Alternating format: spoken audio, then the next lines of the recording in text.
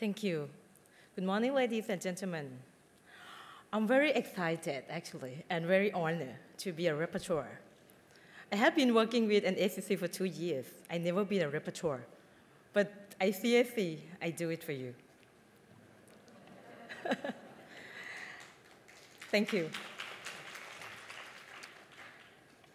I'm responsible for Session 1, Effective Use of Integrated Media in Enlisting Public Support to Anti-Corruption Work. This session is very, very interesting. I wish everyone can join us. Start with the first speakers. All of them are distinguished speakers and have a good background in the media and advertising professional. The first lady, Ms. Kitty Lun. She's the chairman and chief executive from Lowell, China. She's very good, and she started with the very powerful media. Made me cry, actually. She's saying that before we're gonna use the media to advertise campaign, the first thing you have to do, you have to have passion. You have to know what you do. It's not you're gonna do it for money or for anything. Passion is very important. The second one is you have to know your target. Not everyone can get what you try to say, so you have to know your target. And don't dramatize the problem, and to find the solution, to give the solution. Some advertising media try to say the problem, and I think that we learned that yesterday, that not only to try to say that smoking is very bad, but how to quit smoking, that is very important. And the last thing she's saying that you have to put the idea in imagination.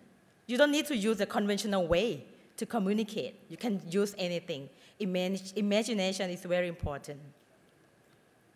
Let's move on to the second speaker. Second speaker from Malaysia. He's from Malaysian Anti-Corruption Commission, Mr. Anis Yusuf. He said he's using the mapping story to communicate with the people in Malaysia to fight against corruption.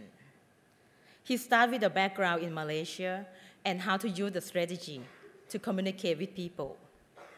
And it's very important to communicate inside the community and then outside.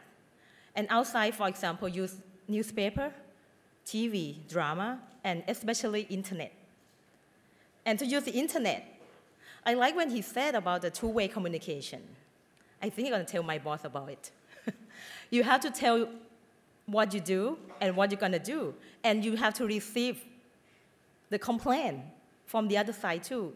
And Facebook, Twitter, you have to tell the truth, because what you receive is the truth as well. And he also saying that in the end, the way he's using is quite working, because from the survey, a lot of people say that the anti-corruption strategy that MACC using is quite effective. Because we have very short minutes, so let's move on the third speaker. He's from China, Mr. Zhao Xikang. He's CEO from Justice Media. He said that how we're gonna use the media to communicate with people, to fight against corruption. You have to know the characteristic of people, of internet users, before we're gonna communicate them. And you have to encourage them to help us to support anti-corruption. But how? You have to make sure that they are safe. It's not they're gonna report us and they will put in jail. You have to make sure that you have safety for them. And it's good for whistleblower too. He said nowadays, people in China using internet a lot. Weibo, first of all, I don't know about Weibo, but I think people here know what about it. And he's using 3 words, so, low, mo. So, it means social, low, local, and mo, mobile. It means people can communicate by calling Justice Media.